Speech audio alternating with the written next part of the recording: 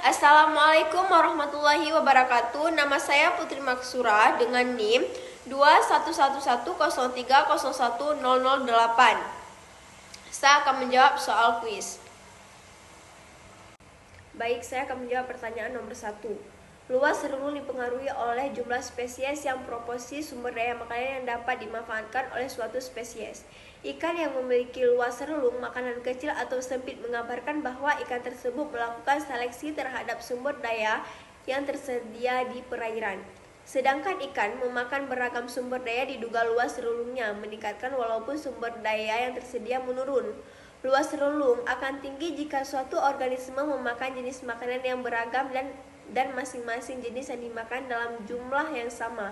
Sebaliknya, luas relung akan rendah jika suatu organisme hanya memanfaatkan satu jenis makanan.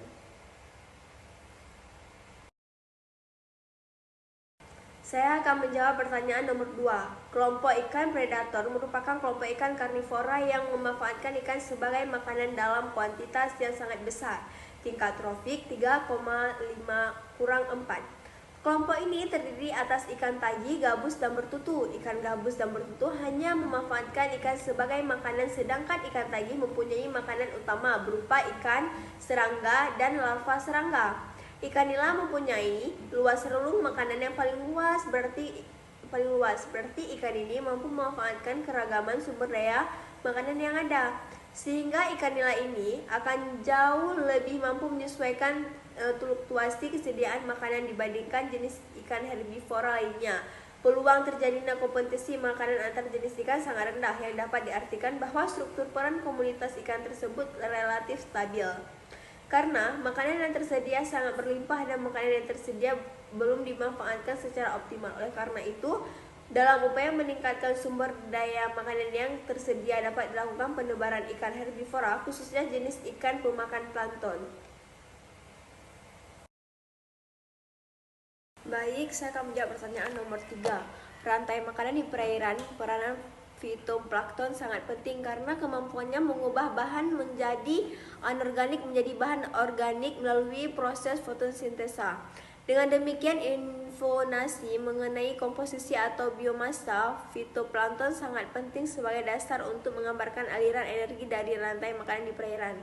Karena produktivitas primer merupakan fungsi dari fotosintesis, maka besarnya produktivitas primer fitoplankton sangat dipengaruhi oleh faktor-faktor abiotik lainnya seperti cahaya, suhu air, salinitas, dan nutrien. Baik, saya akan menjawab pertanyaan nomor 4. Pertanyaan tersebut benar dikarenakan setiap perairan memiliki kondisi yang berbeda dan setiap kedalaman pasti memiliki biodata yang hidup dengan ciri-ciri yang berbeda.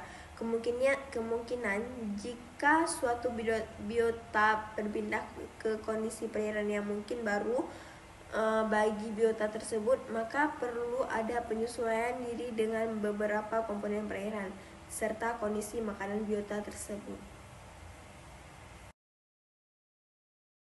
Baik, saya akan menjawab pertanyaan nomor 5. Macrozoobenthos sebagai biota menetap di dasar perairan dengan gerakan yang terbatas sensitif terhadap perubahan kualitas air. Oleh karena itu, Macrozoobenthos sering digunakan sebagai biodigator kualitas air.